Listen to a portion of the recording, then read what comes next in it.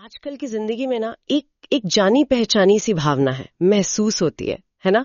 एक लगातार दबाव सा, एक भाग दौड़, हमेशा कुछ और पाने की, कुछ और बनने की चाहत, कभी न खत्म होने वाला कंपटीशन। ऐसा लगता है जैसे कोई कोई अदृश्य रेस चल रही हो जिसमें हर कोई बस दौड़े जा रहा है। हाँ, मतलब आराम से सांस लेना भी जैसे एक लग्जरी बन गया हो। इसी कश्मकश को, इसी अंतहीन दौड़ को ही अक्सर लोग रैट रेस या मतलब चूहा दौड़ कहते हैं। और ये सिर्फ कोई कहावत नहीं रह गई अब, ये कई लोगों के लिए रोजमर्रा की हकीकत है, जीती जागती सच्चाई। और इस चूहा दौड़ के बारे में एक बड़ी दिलचस्प, थोड़ी थोड़ी कड़वी सी सोच है जो सोचने पर मजबूर करती है कि इस चूहा दौड़ की सबसे दिलचस्प बात यह है कि अगर कोई जीत भी जाए तो भी वो चूहा ही रहता है। ये लाइन थोड़ी थोड़ी चुभती है ना। तो आज की चर्चा का मकसद यही है, इसी पहेली को थोड़ा सुलझाते हैं। ये रैट रेस आखिर है क्या वाला, इसमें फंसना इतना आसान क्यों हो जाता है, और अगर कोई इसमें मान लीजिए जीत भी जाए तो उस जीत का असली मतलब क्या है। क्या वाकई इससे बाहर निकलकर सच्ची खुशी, सुकून, वो संतुष्टि पाना मुमकिन है। चलिए आज इसी विषय पर थोड़ी गहराई से बात करते हैं। बिल्कुल। और रैट रेस को थोड़ा और साफ करें तो ये सिर्फ वो सुबह 9 से शाम 5 की नौकरी या सिर्फ ज्यादा पैसा कमाने की दौड़ नहीं है। इसका दायरा ना इससे कहीं ज्यादा बड़ा है। ये एक लगातार चलने वाला चक्र है। एक बेहतर पद चाहिए, मतलब डेजिग्नेशन, फिर उससे भी बेहतर सैलरी ज्यादा चाहिए, फिर उससे भी ज्यादा। एक ठीक ठाक गाड़ी है तो बड़ी गाड़ी चाहिए, फिर लग्जरी कार। छोटा घर है तो बड़ा घर, फिर आलीशान बंगला। और इन सब के साथ साथ समाज में ज्यादा इज्जत, ज्यादा रुतबा, ज्यादा वैलिडेशन पाने की एक कभी ना खत्म होने वाली प्यास। ये असल में बाहरी चीजों के जरिए अपनी कीमत आंकने का एक जाल है एक तरह से। इसे समझने के लिए वो ट्रेडमिल वाली एनालॉजी, वो उदाहरण बहुत सही बैठता है। सोचिए एक इंसान ट्रेडमिल पर घंटों दौड़ता है, पसीना बहाता है ना, उसकी सांसें फूल जाती हैं, वो पूरी ताकत लगा देता है। लेकिन दिन के आखिर में वो होता कहां है? उसी जगह पर जहां से इसने शुरू किया था। रैट रेस भी कुछ ऐसी ही है। लोग सालों साल मेहनत करते हैं, बहुत कुछ हासिल करते हुए दिखते भी हैं, पैसा, पद, चीजें, लेकिन अक्सर पाते हैं कि वो मन की शांति, वो अंदरूनी सुकून, या जैसे असली संतुष्टि कहते हैं, वो अब भी उतनी ही दूर है, शायद जितनी पहले थी। वो बाहरी मंजिलें तो पा लेते हैं, पर अंदर की मंजिल वो कहीं खो जाती है। हाँ, ये ट्रेडमिल वाली बात तो एकदम आईना दिखाती है, बिल्कुल। तो फिर ये सवाल और भी गहरा हो जाता है कि अगर इस दौड़ में कोई जीत भी गया, मान लीजिए अपनी फील्ड के टॉप पर पहुंच गया, सबसे ज्यादा पैसा कमा लिया, सबसे बड़ा घर बना लिया, तो क्या वो सच में जीत गया? क्या इसे असली सफलता कहेंगे? चलिए इस पहलू को थोड़ा और कुरेदते हैं। Okay, let's unpack this. पहली बात जो इस तथाकथित जीत पर सवाल उठाती है वो है इसकी टेम्पररी सेटिस्फैक्शन वाली प्रकृति। यानी जो खुशी मिलती है ना, वो बहुत बहुत थोड़े समय के लिए होती है। जब कोई बड़ा लक्ष्य हासिल होता है, मान लीजिए सालों से चाहा प्रमोशन मिल गया या सपनों की कार खरीद ली, तो एक जबरदस्त खुशी की लहर आती है, जरूर आती है। पर वो लहर कितनी देर टिकती है? कुछ दिन, कुछ हफ्ते, बहुत जल्दी वो एहसास फीका पड़ने लगता है और नजर अगली उससे भी बड़ी चीज पर टिक जाती है। वो हासिल हो जाए तो फिर कुछ और। ये एक अंतहीन सिलसिला बन जाता है। और ये दिलचस्प है क्योंकि ये सिर्फ इच्छाओं का बढ़ना नहीं है, इसके पीछे एक मनोवैज्ञानिक प्रक्रिया काम करती है जिसे हेडोनिक एडेप्टेशन या हेडोनिक थ्रेडमिल कहते हैं। इसका मतलब है कि हम इंसान किसी भी अच्छी या बुरी चीज के आदी बहुत जल्दी हो जाते हैं। कोई बड़ी खुशी मिलती है तो शुरू में बहुत अच्छा लगता है, पर धीरे धीरे वो हमारा नया नॉर्मल बन जाता है। फिर उसी लेवल की खुशी पाने के लिए हमें कुछ और बड़ा चाहिए होता है। रैट रेस इसी मैकेनिज्म को, इसी चीज को हवा देती है। यह हमें सिखाती है कि खुशी अगली उपलब्धि में है, अगले माइलस्टोन में है। नतीजा, हम हमेशा अगले पड़ाव के पीछे भागते रहते हैं और वर्तमान की खुशी को महसूस करना वो भूल जाते हैं।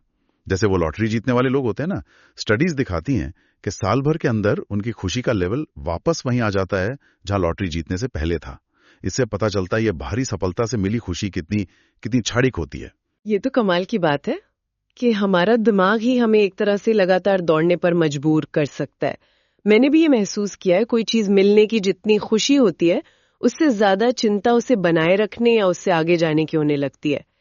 खैर, दूसरी बात जो इस जीत के भ्रम को उजागर करती है वो है पहचान का खो जाना, लॉस ऑफ आइडेंटिटी।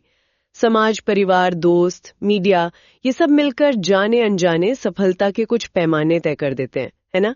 इतनी कमाई होनी चाहिए, ऐसा करियर होना चाहिए, ऐसी लाइफस्टाइल दिखनी चाहिए। अब इन बाहरी पैमानों को पूरा करने की कोशिश में, दूसरों से बेहतर दिखने की होड़ में, इंसान कई बार ये सवाल पूछना ही भूल जाता है कि मैं असल में क्या चाहता हूँ, मेरी अपनी खुशी, मेरी अपनी संतुष्टि किस चीज में है। वो बस वो किरदार निभाने लगता है जो दुनिया ने उसके लिए तय किया है, और अपनी असलियत वो कहीं पीछे छूट जाती है। What's fascinating here is कि ये पहचान का खोना अक्सर बहुत धीरे धीरे होता है, बिना पता चले। इसमें सोशल कंपैरिजन यानी सामाजिक तुलना का बहुत बड़ा हाथ है। आज के दौर में, खासकर सोशल मीडिया के जमाने में, हम लगातार दूसरों की हाईलाइट रील देख रहे होते हैं, उनकी सफलताएं, उनकी छुट्टियां, उनकी खुशियां। अब इसे देखकर अपनी जिंदगी फीकी लगने लगती है और हम भी उसी तरह की जिंदगी जीने या दिखाने की कोशिश करने लगते हैं, भले ही वो हमारे मन की आवाज ना हो। हम बाहरी मान्यता मतलब एक्सटर्नल वैलिडेशन के इतने भूखे हो जाते हैं कि अपनी अंदर की आवाज, अपनी गट फीलिंग को सुनना बंद कर देते हैं। सफलता वो लगने लगती है जो दूसरों को इंप्रेस करे, ना कि वो जो हमें सुकून दे। और ये बहुत खतरनाक हो सकता है, क्योंकि जब आप अपनी पहचान ही खो देते हैं तो फिर जीत का क्या मतलब रह जाता है। आश्चर्यजनक है वो ये है कि ये एक कभी ना खत्म होने वाला चक्र है, एक नेवर एंडिंग साइकिल। ऐसा बिल्कुल नहीं है कि आप एक लेवल पे पहुंच गए, टॉप पर पहुंच गए तो दौड़ खत्म हो गई और अब आप आराम कर सकते हैं। नहीं, वहां पहुंचने के बाद पता चलता है कि कंपटीशन तो अब और भी ज्यादा है। हमेशा कोई और होगा जो आपसे आगे निकल रहा होगा, या कोई नई चुनौती होगी जिसे पार करना होगा, कोई नया शिखर होगा जिसे छूना होगा। इस दौड़ में असल में कोई फिनिश लाइन है ही नहीं। ये एक मरीचिका की तरह है। आप जितना पास जाते हैं, मंजिल उतनी ही दूर खिसकती जाती है। मैंने देखा है, बहुत ऊंचे पदों पर पहुंचे लोग भी अक्सर सबसे ज्यादा तनाव में और समय की कमी से जूझ रहे होते हैं। इस चक्र के बने रहने के पीछे भी एक गहरा मनोविज्ञान है। एक तो, जैसा हमने कहा, हेडोनिक एडेप्टेशन हमें संतुष्ट नहीं होने देता। दूसरा, ये सिस्टम खुद ही ऐसा डिजाइन किया गया है कि दौड़ चलती रहे। इसे आप एक गेम की तरह समझ सकते हैं जिसमें लेवल कभी खत्म नहीं होते। कॉर्पोरेट दुनिया में हमेशा अगला टारगेट, अगला प्रमोशन होता है। बिजनेस में हमेशा ज्यादा ग्रोथ, ज्यादा मार्केट शेयर का दबाव होता है। समाज में हमेशा और बेहतर दिखने और ज्यादा हासिल करने की उम्मीद होती है। ये वेरिएबल रिवॉर्ड्स मतलब कभी कभी मिलने वाले इनाम की तरह काम करता है, जो हमें बांधे रखता है, दौड़ाता रहता है और कहीं ना कहीं अंदर से खोखला भी करता है। लोग भागते रहते हैं क्योंकि रुकने का मतलब शायद पीछे रह जाना मान लिया जाता है, और इसका नतीजा अक्सर बर्नआउट, तनाव और गहरी असंतुष्टि के रूप में सामने आता है। So what does this all mean? इसका मतलब साफ है कि जिसे समाज या हम खुद अक्सर जीत या सफलता मानकर उसका पीछा कर रहे होते हैं, वो शायद असली जीत है ही नहीं। वो एक भ्रम हो सकता है, एक छलावा। तो फिर सवाल उठता है कि अगर ये नकली सफलता है तो असली सफलता क्या है? क्या कोई ऐसी भी सफलता है जो टिकाऊ हो, जो मन को शांति दे, जो जिंदगी को मायने दे? चलिए नकली और असली सफलता के बीच के इस फर्क को थोड़ा और समझने की कोशिश करते हैं। नकली सफलता या इल्यूजन ऑफ सक्सेस की पहचान क्या है? ये ज्यादातर बाहरी चीजों पर टिकी होती है। ढेर सारा पैसा, बैंक बैलेंस, ऊंचा पद या टाइटल, महंगी गाड़ियां, बड़ा आलीशान घर, ब्रांडेड कपड़े, विदेशों में छुट्टियां, वो सब कुछ जो बाहर से देखने में बहुत आकर्षक लगता है, जिसे देखकर शायद लोग कहें, वाह क्या लाइफ है। ये चीजें अपने आप में बुरी नहीं है, लेकिन जब ये खुद ही मंजिल बन जाएं, जब लगने लगे कि इन्हें पा लिया तो सब पा लिया, तो ये नकली सफलता का रूप ले लेती हैं। क्योंकि ये जरूरी नहीं कि ये सब होने के बाद भी अंदर से खुशी, शांति या सुकून महसूस हो। बिल्कुल। दूसरी तरफ असली सफलता या रियल सक्सेस का नजरिया कहीं ज्यादा गहरा और संतुलित है। ये सिर्फ बाहरी उपलब्धियों पर नहीं, बल्कि हमारी अंदरूनी स्थिति, हमारे इनर स्टेट पर ज्यादा जोर देती है। इसके कुछ जरूरी तत्व हैं और ये हर किसी के लिए थोड़े अलग हो सकते हैं, पर कुछ कॉमन धागे जरूर हैं। पहला, जीवन में संतुलन, बैलेंस। काम, सेहत, रिश्ते और अपने शौक या आराम के बीच एक सही तालमेल। दूसरा, गहरे और अच्छे रिश्ते, मीनिंगफुल रिलेशनशिप्स, परिवार, दोस्त या साथी जिनके साथ आप खुलकर हंस सकें, रो सकें और खुद को सुरक्षित महसूस कर सकें।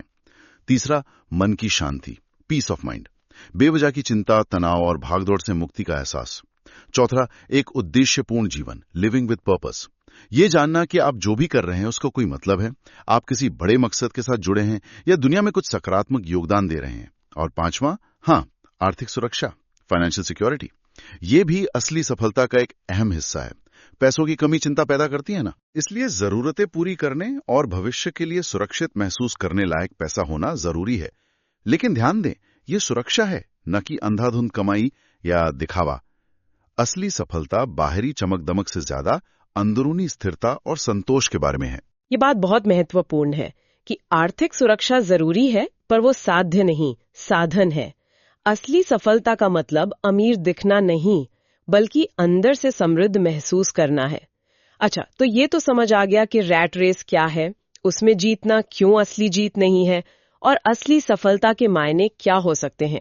लेकिन यहाँ सबसे बड़ा और प्रैक्टिकल सवाल खड़ा होता है, अगर किसी को ये एहसास हो जाए कि वो इस चूहा दौड़ में फंसा हुआ है और इससे बाहर निकलना चाहता है, तो वो करे क्या? ये सब सुनने में तो अच्छा लगता है, पर अमल कैसे करें? Here's where it gets really interesting. क्या वाकई इससे बाहर निकलने के रास्ते हैं? चलिए, कुछ तरीकों पर बात करते हैं। पहला और शायद सबसे बुनियादी कदम है सफलता को अपने लिए दोबारा परिभाषित करना, रीडिफाइन सक्सेस। ये सुनने में आसान लग सकता है, पर शायद सबसे मुश्किल यही है। इसका मतलब है समाज, मीडिया या दूसरों की दी हुई सफलता की परिभाषा को एक तरफ रखकर ईमानदारी से खुद से पूछना, मेरे लिए सफलता का क्या मतलब है? मेरे अपने मूल्य, मेरे वैल्यूज क्या हैं? मेरे लिए जीवन में सबसे ज्यादा क्या मायने रखता है? क्या वो पैसा है, शोहरत है, या फिर समय की आजादी, अच्छे रिश्ते, मन का सुकून, या कुछ सीखने और बनाने का मौका? अपनी परिभाषा खुद गढ़ना, दूसरों से तुलना किए बिना। और ये कदम इसलिए इतना जरूरी है क्योंकि जब तक आपकी सफलता की परिभाषा दूसरों की तय की हुई होगी, आप अनजाने में दूसरों की ही दौड़ दौड़ते रहेंगे। आप उनकी उम्मीदों पर खरा उतरने की कोशिश करते रहेंगे, भले ही वो आपकी अपनी इच्छाएं ना हो। अपनी परिभाषा बनाने का मतलब है अपनी जिंदगी का स्टीयरिंग व्हील, अपनी गाड़ी का कंट्रोल अपने हाथ में लेना। ये एक तरह की घोषणा है कि मेरी मंजिल मैं तय करूंगी। ये आसान नहीं है बिल्कुल, इसमें वक्त लगता है, खुद के साथ बहुत ईमानदारी बरतनी पड़ती है। शायद डायरी लिखना, अपने मूल्यों को लिस्ट करना, या सोचना कि आप अपने जीवन के अंत में किस चीज के लिए याद किया जाना चाहेंगे। ये कुछ तरीके हो सकते हैं इस प्रक्रिया को शुरू करने के, लेकिन इसके बिना बाकी सारे कदम अधूरे रह जाएंगे। ये वाकई एक बुनियाद रखने जैसा है, पर एक सवाल मन में आता है, जब चारों तरफ से समाज का इतना दबाव हो, लोग लगातार पूछ रहे हो कि क्या कर रहे हो, कितना कमाते हो, आगे क्या प्लान है, ऐसे में अपनी बनाई परिभाषा पर टिके रहना कितना मुश्किल होता होगा। बहुत मुश्किल, इसमें कोई शक नहीं। बाहरी दबाव जबरदस्त होता है और कई बार आत्मसंदेह, सेल्फ डाउट भी पैदा करता है। यहीं पर दूसरा कदम काम आता है। सिर्फ परिभाषा बनाना काफी नहीं है, उसे जीना भी पड़ता है। और इसके लिए चाहिए हिम्मत और लगातार खुद को याद दिलाना कि आपने ये रास्ता क्यों चुना है। शायद छोटे छोटे कदम उठाकर शुरुआत करनी पड़े। एकदम से सब कुछ बदलने की कोशिश शायद काम ना करे, लेकिन अपनी परिभाषा को अपनी रोजमर्रा की चॉइस में उतारना जरूरी है। सही कहा। तो दूसरा तरीका जो सुझाया जाता है वो है मकसद पर ध्यान देना, फोकस ऑन पर्पस। अपनी सोच के एंगल को थोड़ा बदलना। सिर्फ ये सोचने के बजाय कि मुझे इस काम से क्या मिलेगा, पैसा, पद, पहचान, ये सोचना शुरू करना कि मैं इस काम से क्या दे सकती हूँ, या मैं क्या योगदान, क्या कंट्रीब्यूशन दे सकती हूँ, या मेरे होने से क्या फर्क पड़ रहा है। ये मकसद बहुत बड़ा, दुनिया बदलने वाला हो ये जरूरी नहीं है। ये अपने काम को अच्छे से करना, किसी की मदद करना, कुछ नया सीखना या सिखाना, या अपने परिवार की अच्छी देखभाल करना, ये भी हो सकता है। मकसद की ताकत को अक्सर कमाका जाता है जब हमारे काम का जुड़ाव किसी ऐसे मकसद से होता है जो हमसे बड़ा हो, जो हमें मायने रखता हो। तो वो काम सिर्फ पैसा कमाने का जरिया नहीं रह जाता, वो हमारी पहचान का हिस्सा बन जाता है, हमें ऊर्जा देता है और मुश्किल समय में भी आगे बढ़ने की प्रेरणा देता है। इसे कहते हैं आंतरिक प्रेरणा, इंटरनल मोटिवेशन। तब हमें बाहरी तारीफ या वैलिडेशन की उतनी जरूरत नहीं रहती। एक स्टडी बताती है कि जिन लोगों को अपने काम में मकसद महसूस होता है, वो न सिर्फ ज्यादा खुश रहते हैं, बल्कि ज्यादा प्रोडक्टिव भी होते हैं और कम बीमार पड़ते हैं। मकसद ढूंढना एक सफर हो सकता है, ये रातों रात नहीं मिलता, पर इसकी तलाश शुरू करना जरूरी है। सोचना कि आपको क्या करना अच्छा लगता है, आप किस चीज में अच्छे हैं और दुनिया को किस चीज की जरूरत है। इनके बीच का रास्ता शायद आपको आपके मकसद तक ले जाए। मकसद वाली बात तो सोचने का नजरिया ही बदल देती है। काम सिर्फ करना है से क्यों करना है पर आ जाता है। अच्छा, तीसरा कदम बताया गया है, संतुलन चुन रहा है, चूज बैलेंस। ये मानना और स्वीकार करना कि जिंदगी सिर्फ ऑफिस या बिजनेस नहीं है। जिंदगी में काम के अलावा भी बहुत कुछ है जो उतना ही जरूरी है। हमारी सेहत, फिजिकल और मेंटल दोनों, हमारे रिश्ते, परिवार, दोस्त, हमारी अपनी रुचियां, हॉबीज और हमारा व्यक्तिगत विकास, पर्सनल ग्रोथ। इन सभी के बीच एक संतुलन बनाने की सचेत कोशिश करना। और यहां ये सचेत कोशिश शब्द बहुत महत्वपूर्ण है, कॉन्शियस चॉइस, क्योंकि संतुलन अपने आप नहीं बनता, इसे बनाना पड़ता है। और ये कहना आसान है, करना मुश्किल, खासकर आज की हाइपर कनेक्टेड दुनिया में जहां काम कभी खत्म होता ही नहीं लगता। संतुलन का मतलब ये भी नहीं है कि हर चीज को दिन में बराबर बराबर घंटे देने हैं, ये मुमकिन भी नहीं है, सही है। संतुलन का मतलब है अपनी प्राथमिकताओं, अपनी प्रायोरिटीज को समझना, और जो चीजें वाकई जरूरी हैं उनके लिए जानबूझकर समय और ऊर्जा निकालना, चाहे वो रोज आधा घंटा एक्सरसाइज के लिए हो, हफ्ते में एक शाम परिवार के लिए हो, या महीने में कुछ घंटे अपने किसी शौक के लिए। इसका मतलब है ना कहना सीखना उन चीजों को जो जरूरी नहीं है, ताकि आप हां कह सकें उन चीजों को जो मायने रखती हैं। ये एक लगातार चलने वाली प्रक्रिया है जिसमें कभी आप सफल होंगे, कभी फिसलेंगे, पर कोशिश जारी रखनी होगी। ये ना कहना सीखना शायद सबसे मुश्किल कामों में से एक है, खासकर जब दूसरों को खुश करने की आदत हो। ठीक है, और आखिरी तरीका जो सुझाया गया है वो है दूसरों से नहीं, खुद से मुकाबला करना, compete with yourself, यानी अपना ध्यान इस बात से हटा लेना कि दूसरे क्या कर रहे हैं, वो कितने आगे हैं, उनके पास क्या है, और अपना पूरा फोकस इस बात पर लगाना कि आप कल के मुकाबले आज कैसे बेहतर बन सकती हैं, अपनी स्किल्स को कैसे सुधार सकते हैं, अपनी कमजोरियों पर कैसे काम कर सकते हैं, अपनी नॉलेज कैसे बढ़ा सकते हैं, खुद का ही एक बेहतर संस्करण, एक बेटर वर्जन बनने का प्रयास करना। ये सोच अपनाने से एक बहुत बड़ा फायदा होता है। ये आपको ईर्ष्या, एनवी, जलन और बेवजह की रेस से बचाता है। जब आप दूसरों से मुकाबला करते हैं तो हमेशा कोई ना कोई आपसे आगे होगा, और ये आपको लगातार निराश या असंतुष्ट महसूस करा सकता है। लेकिन जब आप खुद से मुकाबला करते हैं तो आपकी प्रगति, आपका प्रोग्रेस ही आपकी जीत होती है। आप अपनी रफ्तार से चलते हैं, अपनी छोटी छोटी सफलताओं का जश्न मनाते हैं और सीखते हुए आगे बढ़ते हैं।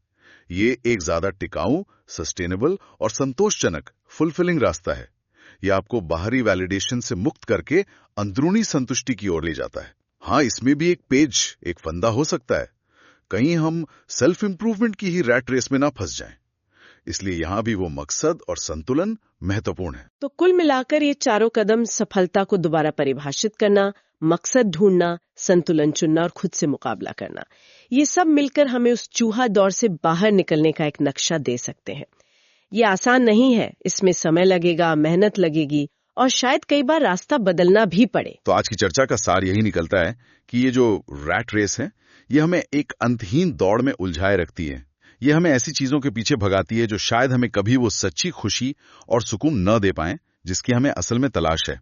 ये हमें इतना व्यस्त रखती है कि हम रुक कर सोचने का मौका ही नहीं निकाल पाते कि हम भाग क्यों रहे हैं और कहां पहुंचने की कोशिश कर रहे हैं। Here's where it gets really interesting. और शायद आज की बातचीत की सबसे जरूरी बात यह है कि असली जीत इस दौड़ को किसी तरह जीत लेने में नहीं है।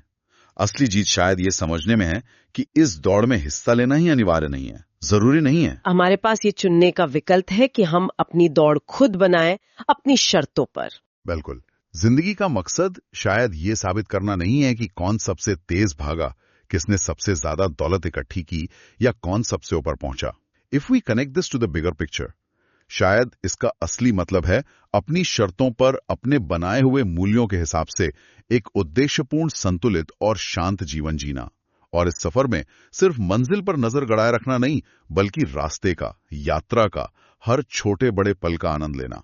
This raises an important question, और जिंदगी के किसी न किसी मोड़ पर यह सवाल खुद से पूछना बहुत जरूरी हो जाता है। हाँ, तो आज खुद से पूछने वाला सवाल ये है, क्या कोई सच में इस रैट रेस को जीतना चाहता है, ये जानने के बाद भी कि जीतने पर शायद वो चूहा ही कहलाए, या फिर क्या कोई इस दौड़ से बाहर निकलकर अपनी रफ्तार से, अपनी बनाई हुई राह पर चलकर उद्देश्य और आजादी वाला जीवन जीना चाहता है? चुनाव आपका है, इस पर सोचिएगा जरूर।